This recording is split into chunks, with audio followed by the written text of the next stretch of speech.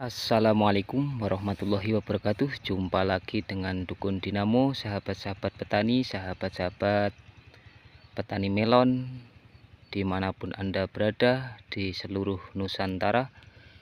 Di pagi kesempatan ini saya mau membagikan beberapa trik ketika tanaman melon kita terkena serangan jamur trotol.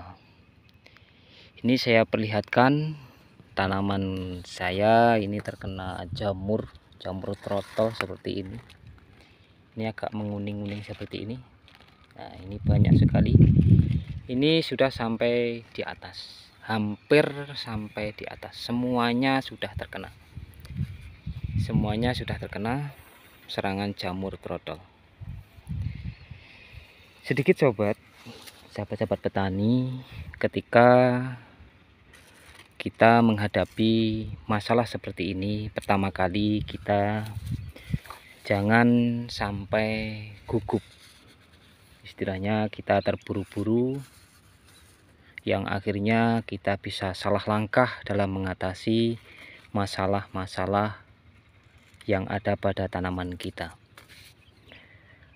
Langsung saja, ini sahabat-sahabat petani, sahabat-sahabatku semua dimanapun Anda berada.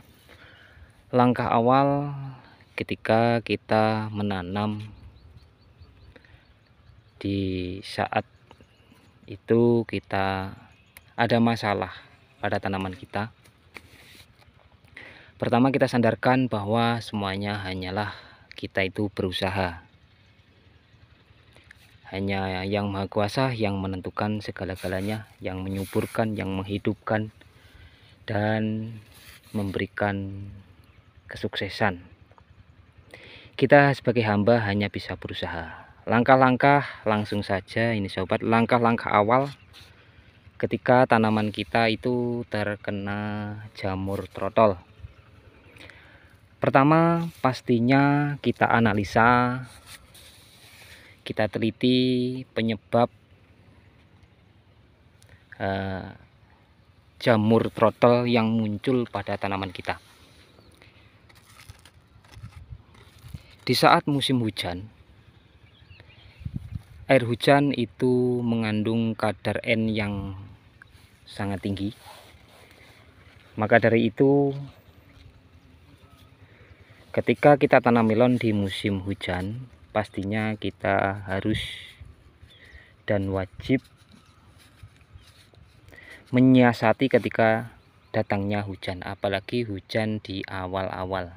Itu sangat tinggi kadar N-nya. Ini di saat musim hujan pertama dan kedua, ketiga, kurang lebih ini sudah di 1 minggu sudah ada hujan di area tanah saya, di lokasi saya. Pertama gini sobat, nah itu penyebabnya seperti ini. Ini jamurnya yang sudah parah, sudah menghitam-hitam. Ini serbuk sporanya harus kita bersihkan ntar. Begini, langkah awal kita jangan menghilangkan tunas-tunas air yang di bawah seperti ini. Nah, seperti ini. Ini semuanya tidak saya hilangkan, hanya saja buah-buah yang ada itu kita hilangkan seperti ini. Ini buah yang akan kita pelihara. Ini yang akan kita pelihara. Terus ini buah di atasnya. Ini tidak perlu kita pangkas tunasnya, hanya saja kita buang ininya, calon buah yang tidak kita pelihara. Itu langkah pertama. Yang kedua, kita gunakan pengobatan atau pemulihan jamur untuk mematikan jamur dan supaya tanaman itu bisa pulih. Pertama, kita harus menggunakan fungisida yang di situ memang betul-betul sesuai untuk mengatasi jamur ini. Kalau toh kita menggunakan fungisida dan di situ tidak sesuai untuk fungisidanya, pastinya tidak akan efektif untuk mengatasi jamur trotol seperti ini. Pertama, dalam penggunaan fungisida itu harus menggunakan fungisida yang sistemik, dan rollingnya itu kita bisa pakai yang kontak. Interval penyemprotan untuk fungisida sistemik ketika kita mengatasi jamur yang sudah seperti ini, itu di saat gejala sudah mulai keluar seperti ini, sudah parah seperti ini, penyemprotan itu bukan hanya sekali. Dalam satu hari ini disemprot, besok pagi disemprot, yang terakhir besok sore kita semprot. Berarti 3 hari berturut-turut kita spray dengan fungisida sistemik dan dicampur dengan yang kontak. Untuk bahan aktifnya itu Mancozeb harus ada, dan yang lain bisa jadilah, asal itu fungisida sistemik dan kontak itu dimasukkan untuk mematikan jamur di langkah awal. Kita spray selama 3 hari berturut-turut, pagi agak siang, ya kurang lebih sekitar jam 7, usahakan jam 11 siang sudah selesai. Yang terakhir kita spray lagi ketiga harinya itu di jam sore, usahakan setelah jam 3 sampai sore. Itu trik awal. Mengenai tanaman yang seperti ini penyakit seperti ini memang sangat berbahaya untuk tanaman melon. Bisa jadi ini daun bisa mengering. Sedikit tanda-tanda fungisida yang sudah merasuk pada tanaman itu jangan kaget sobat petani.